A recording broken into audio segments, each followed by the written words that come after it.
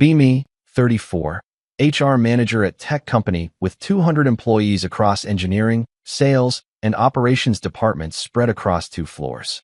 Had strong feminist beliefs about workplace harassment, passionate about creating an environment where women felt empowered to report misconduct. Posted frequently on social media about believing women and importance of swift action when harassment claims were made. Believed that women's reports of harassment should be believed immediately without skeptical investigation that could re-traumatize victims. Got promoted to HR manager specifically because company wanted someone who'd take harassment seriously after industry scandals. One of my main priorities was implementing policy that treated harassment accusations as credible from moment they were reported. Posted about how requiring extensive evidence before acting on harassment claims protected perpetrators and silenced victims. First harassment complaint under new policy came 2 months into role from female engineer about male colleague.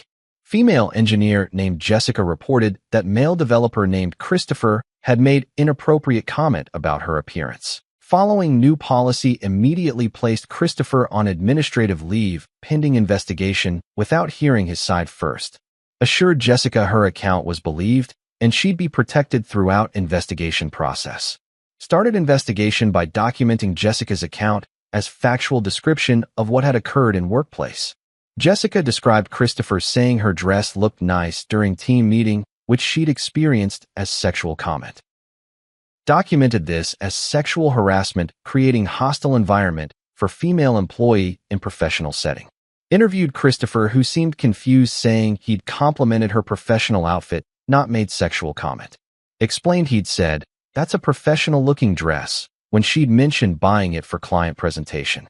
I said Jessica had experienced comment as sexual, which meant it was harassment regardless of his stated intent.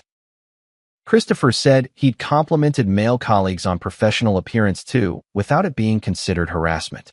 I said impact on Jessica mattered more than his intent or whether he'd complimented men similarly. Concluded investigation finding Christopher had created uncomfortable environment through appearance-based comment. Issued formal written warning that would remain in his personnel file permanently, affecting future advancement. Christopher seemed frustrated, saying warning for compliment seemed excessive, but accepted discipline to move forward.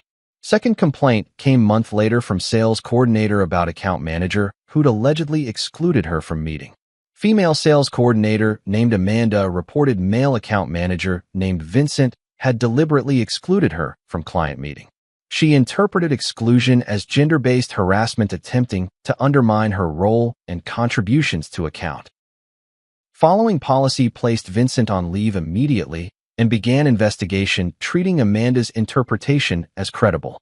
Amanda described being left out of meeting with major client where strategy for her accounts was discussed without her.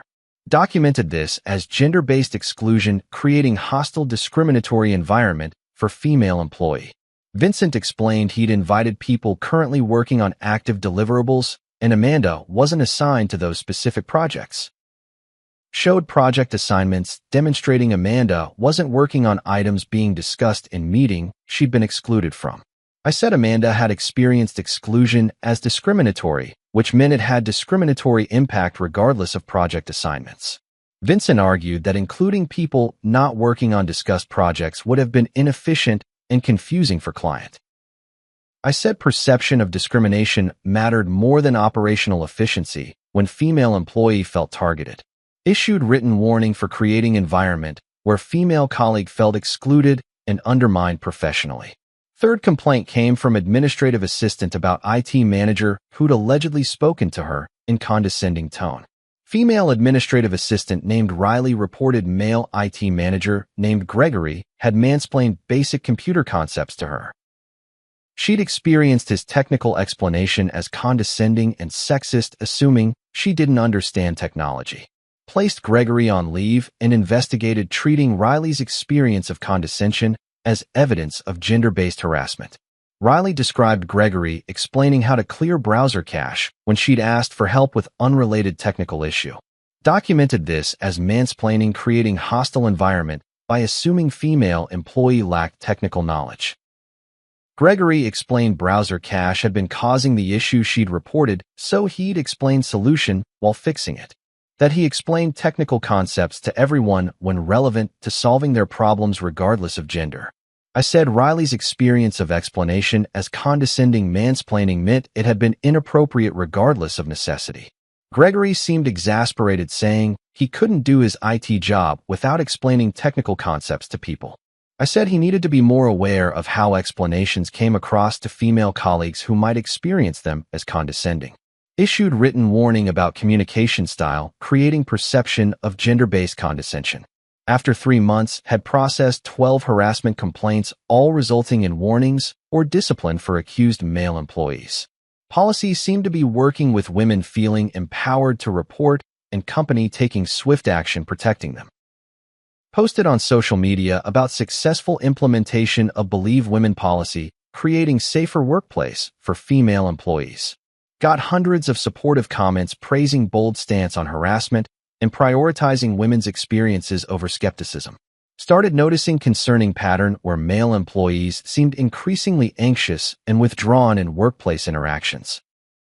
Men were avoiding casual conversations with female colleagues, seemed nervous about any interaction that could be misinterpreted. Several men had stopped giving feedback to women on their teams or having one-on-one meetings without witnesses present. One morning arrived at office to find several male employees had installed small cameras on their desks facing their workspace. Walked around floor counting at least 15 men who'd set up what looked like dashboard cameras or security cameras at desks. Called emergency meeting with male employees who'd installed cameras, asking what they were doing and why. Senior engineer named Marcus explained cameras were for their protection given current climate of harassment accusations. That multiple men had received warnings for normal workplace interactions that women had interpreted as harassment. And they felt they needed video evidence to defend themselves against potential accusations about things they hadn't done. I felt shocked and offended, asking if they were suggesting women were lying about harassment they'd experienced. Marcus said they weren't calling anyone liars, but interpretation of innocent interactions as harassment meant they needed protection. Another male employee said Christopher had been disciplined for complimenting professional outfit, which seemed like normal interaction. That Vincent had been written up for operational decision about meeting attendance that had nothing to do with gender. And Gregory had been punished for explaining technical solution to technical problem, which was literally his job. Started feeling defensive, saying those men had created environments where women felt harassed regardless of their intentions. Male developers said if compliments, meeting logistics, and technical explanations were all potential harassment, they needed evidence. That cameras would show what actually happened versus what someone might interpret or remember happening later. I said cameras violated privacy and created hostile surveillance environment for everyone in workspace. Marcus said hostile environment was being created by policy where any woman's interpretation of interaction became automatic discipline. That they'd all seen colleagues receive warnings for normal professional behavior and needed to protect themselves. Told them cameras had to be removed immediately as they violated company policy about recording in workplace. Several men asked to see written policy prohibiting cameras since company had cameras in hallways and common areas. I said personal desk cameras were different from company security cameras and created uncomfortable environment. They said uncomfortable environment had been created by harassment policy, making every interaction with women potential accusation. That cameras were their response to protect careers from interpretations they couldn't predict or defend against. Left meeting feeling devastated that male employees saw women's harassment reports as threats requiring surveillance protection. Posted emergency message to executive team about male employees installing cameras claiming they needed protection from harassment claims. CEO called meeting asking how harassment policy had resulted in male employees feeling need to install surveillance equipment. I explained I'd been taking women's harassment reports seriously and acting swiftly without requiring excessive evidence. CEO said swift action was appropriate, but looking at cases several seemed to be normal interactions interpreted as harassment. That Christopher's professional appearance compliment, Vincent's meeting attendance decision, and Gregory's technical explanation didn't seem like harassment. I said women had experienced those interactions as harassment, which meant they had harassing impact regardless of intent.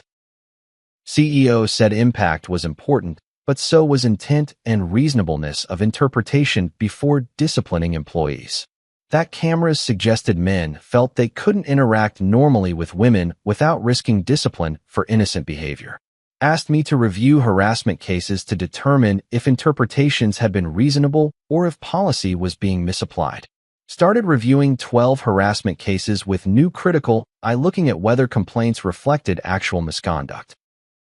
Christopher's compliment about professional dress seemed genuinely professional, not sexual, when I reread exact words. Vincent's meeting exclusion was clearly based on project assignments, not gender, when I reviewed project documentation.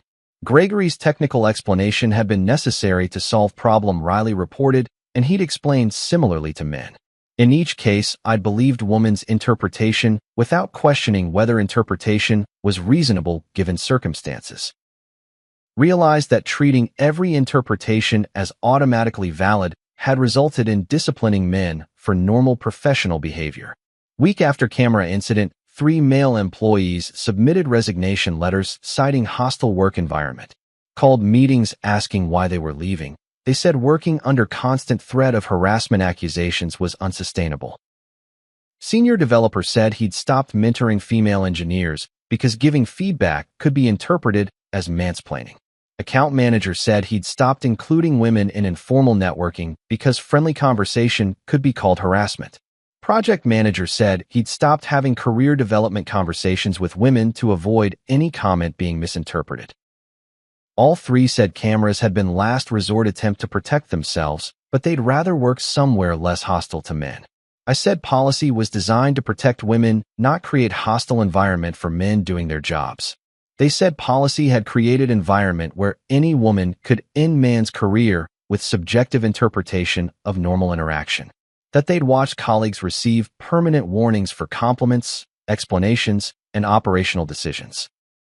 And working in fear of career-destroying accusations over innocent behavior wasn't sustainable long-term. 2 weeks after camera incident, CEO called meeting saying board was concerned about male employee resignations and camera situation. Said 3 talented employees had quit citing hostile environment and 15 others had felt need to install surveillance. That harassment policy seemed to be treating women's subjective interpretations as objective facts requiring automatic discipline. And this was creating culture where men couldn't interact normally with women without fearing career consequences. Asked whether I'd been investigating complaints objectively or just accepting interpretations without evaluating reasonableness. I said I'd been believing women and taking their experiences seriously as policy intended. CEO said believing women meant investigating their complaints, not automatically disciplining accused without evaluating context. That several disciplined men had legitimate explanations showing interactions weren't actually harassment despite interpretations. And 3 resignations plus 15 cameras indicated serious problem with how policy was being implemented. Started feeling panicked that my implementation of Believe Women policy was being characterized as problematic. 3 weeks after camera incident, 5 more male employees installed cameras despite my directive to remove them. Called them and asking why they'd installed surveillance after being told it violated company policy. They said company policy violating their ability to defend themselves against subjective accusations was worse than camera policy. That they'd consulted attorneys who said cameras in their own workspace were legal in one-party consent state. And they'd rather face discipline for cameras than face career-ending harassment accusations without evidence. I said their cameras created hostile environment, suggesting women were lying about harassment experiences. Senior engineer said hostile environment had been created by policy allowing subjective interpretations to end careers. That Christopher's warning for professional compliment was in his permanent file, affecting his advancement forever. Vincent's warning for operational decision would impact his management opportunities despite being project-based choice. Gregory's warning for doing his IT job had made him afraid to help female employees with technical issues. All from interpretations of normal professional behavior as harassment without considering reasonableness or context. 4 weeks after camera incident, met with company attorney about legal implications of cameras and harassment policy implementation. Attorney said cameras in employees' own workspace were likely legal and removing them could create liability. That men's claims about needing protection from unreasonable harassment accusations had merit based on cases I'd adjudicated. Several disciplined employees could have legitimate claims that they'd been punished for normal professional behavior. I said I'd been implementing policy of believing women and taking their experiences seriously. Attorney said believing women meant investigating, not assuming every interpretation was reasonable before disciplining. That compliment about professional dress, meeting attendance based on projects, and technical explanations weren't harassment. Even if women had interpreted them negatively, the interpretations weren't reasonable given actual circumstances. And pattern of disciplining men for normal behavior while accepting unreasonable interpretations created discrimination against men. Asked if camera situation and resignations could support claims that policy had created hostile environment for male employees. Attorney said yes. Cameras and resignations were evidence men felt they couldn't work normally without career-threatening accusations, that I needed to review disciplinary actions and potentially rescind warnings that had been based on unreasonable interpretations. 5 weeks after camera incident, CEO mandated review of all harassment cases with attorney evaluating reasonableness of interpretations. Attorney reviewed 12 cases and determined 8 involved unreasonable interpretations of normal professional behavior. Recommended rescinding warnings for Christopher's professional compliment, Vincent's meeting decision, Gregory's technical explanation, and 5 others. That these warnings had been unjustified and keeping them in personnel files created liability for discrimination against men. I felt defensive, saying rescinding warnings would undermine women's confidence in reporting harassment. Attorney said maintaining unjustified warnings would create legal liability and had already caused resignations and surveillance response. CEO approved rescinding 8 warnings and revising harassment policy to require reasonableness evaluation before discipline. Called meetings with 8 men whose warnings were being rescinded to apologize for unjustified discipline. Christopher said he appreciated rescission, but damage was done with months of having harassment warning affecting his reputation. Vincent said rescinding warning didn't undo impact on his confidence leading team or feeling trusted by management. Gregory said he'd been afraid to help female employees with technical issues for months because of unjustified warning. All expressed that they'd lost trust in HR and company leadership regardless of warnings being removed from files. 6 weeks after camera incident, posted on social media about difficult situation where harassment policy had led to cameras and resignations. Got very mixed responses, challenging assumption that believing women meant accepting all interpretations without evaluation. Several HR professionals said policy had clearly gone too far if men felt need to install surveillance to protect themselves. One HR director commented cameras are symptom of policy treating subjective interpretations as objective facts requiring automatic discipline. Another commented 3 resignations and 15 cameras should have been immediate signal that implementation was creating problems. But some feminists defended approach, saying men installing cameras proved rape culture and desire to intimidate women. One commenter said men's cameras show exactly why we need stronger harassment policies to protect women from hostile behavior. Another said rescinding warnings validates men's resistance to accountability and undermines women's safety in workplace. These defensive responses felt hollow, watching talented employees resign and others install surveillance equipment. 2 months after camera incident, CEO called meeting saying board had concerns about my continued role as HR manager. Said my implementation of harassment policy had resulted in resignations, surveillance, and unjustified discipline requiring rescission. That I'd failed to evaluate reasonableness of interpretations before disciplining employees for normal professional behavior. And cameras remaining at 15 desks despite directive to remove them showed loss of respect for HR leadership. Asked whether I could effectively manage workplace relations after creating such divisive and legally problematic situation. I felt defensive, but had to acknowledge that resignations and cameras indicated serious problems with my implementation. That I disciplined 8 employees unjustifiably by accepting unreasonable interpretations without proper investigation. Board voted to terminate me as HR manager, citing failure to implement harassment policy appropriately, creating legal and morale problems. Left company feeling devastated that trying to protect women had resulted in my termination and damaged workplace culture. Posted on feminist forums about being fired for believing women and taking harassment seriously in workplace. Got supportive responses from some feminists saying I'd been scapegoated for challenging male privilege. But also got critical responses from HR professionals saying I'd confused believing women with abandoning reasonableness standards. One HR director commented, "You can believe women while still evaluating whether their interpretations are reasonable before discipline." Another commented, "Cameras and resignations were clear evidence your policy created hostile environment for men, not protection for women.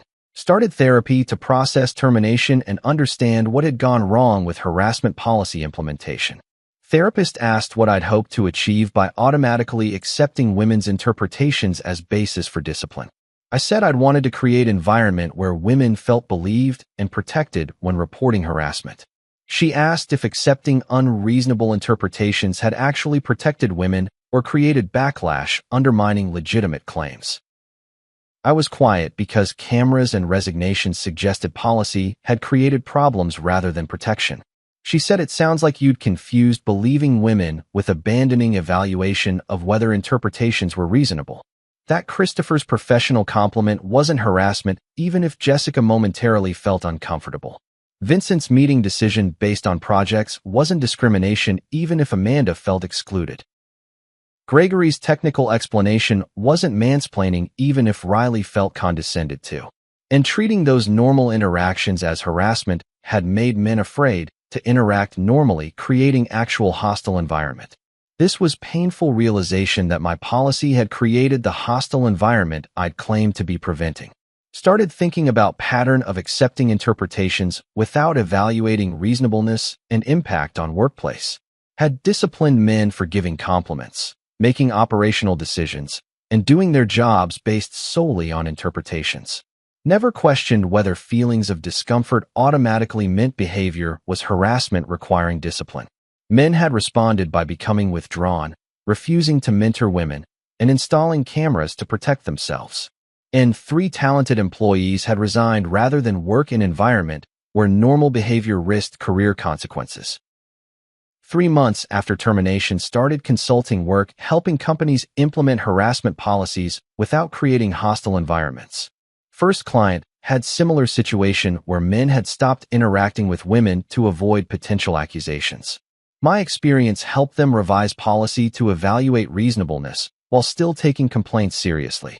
Their policy emphasized investigating claims thoroughly rather than automatically accepting interpretations before discipline. Company avoided the backlash and surveillance response that had plagued company where I'd worked. 6 months after termination, published article about experience titled, "I Believed Every Woman Until Men Installed Cameras." Detailed how accepting unreasonable interpretations had led to unjustified discipline, resignations, and surveillance. Explained that believing women should mean investigating seriously, not accepting all interpretations without reasonableness evaluation, and that cameras and resignations had been clear evidence policy was creating hostile environment, not preventing it. Article went viral in HR community with over 500K reads and passionate responses about harassment policies. Many HR professionals appreciated honest accounting of how abandoning reasonableness standards had backfired. One HR manager said, "I almost implemented similar policy. Your article showed how it would create problems, not solutions." Another said, "Our company had men installing cameras for same reasons. Your experience helped us revise problematic policy." But some feminists criticized articles saying I'd undermined women by admitting interpretations needed reasonableness evaluation. One blogger wrote, "Author betrayed women by validating men's resistance to harassment accountability." Another wrote, "Requiring reasonableness evaluation gives employers excuse to dismiss women's legitimate complaints." Year after termination, reflected on how camera incident had revealed problems with my harassment policy implementation. Realized biggest mistake had been treating all interpretations as equally valid, requiring automatic discipline. That professional compliments, operational decisions, and job functions weren't harassment despite momentary discomfort, and that cameras had been symptom of men feeling they needed evidence to defend against unreasonable accusations. Started doing workshops about implementing harassment policies that protected women without creating hostile environment for men. Main message was that believing women meant investigating seriously, not abandoning evaluation of reasonableness. That my policy had confused taking complaints seriously with accepting unreasonable interpretations before discipline. One workshop attendee said her company had men refusing to mentor women. Framework helped them address both harassment and overcorrection. Another said employees at his company had discussed installing cameras. Presentation helped leadership revise problematic policy. 2 years after termination, published book about experience titled When Believing Women Meant Men Installed Surveillance. Detailed, complete story from harassment complaints to automatic discipline to cameras to resignations to rescissions and termination. Included legal analysis about why evaluating reasonableness was a necessary component of harassment investigations. And framework for taking complaints seriously while ensuring discipline was based on actual harassment, not unreasonable interpretations. Book became required reading in HR programs as case study about harassment policy implementation and unintended consequences. One law professor wrote essential text for understanding balance between believing complaints and evaluating reasonableness. Another wrote author's honest journey from automatic discipline to understanding evaluation helps future HR professionals. Started speaking at HR conferences about cameras incident and what it revealed about problems with my policy. Main message was that 15 men installing surveillance was clear evidence they felt normal behavior risked career consequences. That rescinding 8 warnings proved many interpretations had been unreasonable, not supported by actual circumstances. One conference attendee said men at her company had become withdrawn with women. Presentation helped her understand why. Another said his HR department had similar policy. My story convinced them to revise before creating same problems. 3 years after termination, ran into Marcus the engineer who'd explained camera installations to me. He said company culture had improved after I'd left and policy had been revised to evaluate reasonableness. That men had gradually removed cameras as trust rebuilt, that normal interactions wouldn't result in unjustified discipline. Several women who'd made unreasonable complaints had learned to differentiate discomfort from actual harassment. Company had hired new HR director who investigated thoroughly rather than automatically disciplining based on interpretations. This conversation reinforced that my policy had been problem and removing me had been necessary for workplace recovery.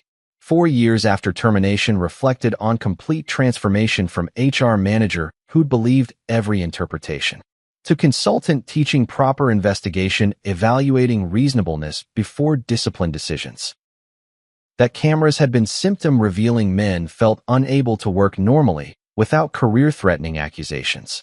And that 3 resignations had been employees voting with their feet that environment was unsustainable. Started consulting specifically with companies where harassment policies had created hostile environments for men. Helped them implement investigation procedures, evaluating both complaints and reasonableness before discipline. One company had men refusing one-on-one meetings with women, creating actual obstacles for women's advancement. Worked with them on balanced policy, taking complaints seriously while ensuring discipline matched actual misconduct. Another company had culture where women's complaints were dismissed entirely as overcorrection from previous strict policy. Helped them find middle ground, investigating thoroughly and disciplining actual harassment, not just discomfort. 5 years after termination, published follow-up research on workplace harassment policies and backlash effects. Studied 180 companies, comparing policies automatically accepting interpretations versus policies evaluating reasonableness. Found that automatic acceptance policies had 4x higher rates of men avoiding interactions with women and 3x higher rates of men installing surveillance or recording devices for self-protection, but also had lower rates of legitimate harassment being reported because women saw overcorrection undermining credibility. Research showed that evaluating reasonableness protected both women from actual harassment and men from unreasonable accusations. Started training HR professionals on investigating harassment claims thoroughly while evaluating reasonableness. Main framework was taking every complaint seriously through investigation, not assuming interpretation automatically justified discipline. First, HR professionals implementing training reported better outcomes, with both women feeling heard and men feeling fairly treated. One HR manager said she'd been automatically disciplining like I had. Framework helped her investigate properly instead. 6 years after termination, received message from Christopher, who'd received warning for professional appearance compliment. He said warning had been rescinded, but damage to confidence and reputation had lasted much longer. That he'd stopped giving any feedback to female engineers for over a year after warning affecting their development. Eventually, new HR director had helped him understand difference between supportive feedback and harassment. But years of professional relationships had been damaged by my unjustified warning based on unreasonable interpretation. I apologized for unjustified discipline and lasting impact on his confidence and relationships with female colleagues. He said he appreciated apology and hoped my work prevented other HR professionals from making same mistakes. That his case had become example in training about how unjustified discipline created actual barriers for women's advancement. Current reflection 7 years after male employees installed cameras, and I was devastated by what it revealed. Learned that cameras were symptom, not cause. Revealing policy made men feel normal behavior risked careers. That Christopher's compliment, Vincent's meeting decision, and Gregory's explanation weren't harassment despite interpretations.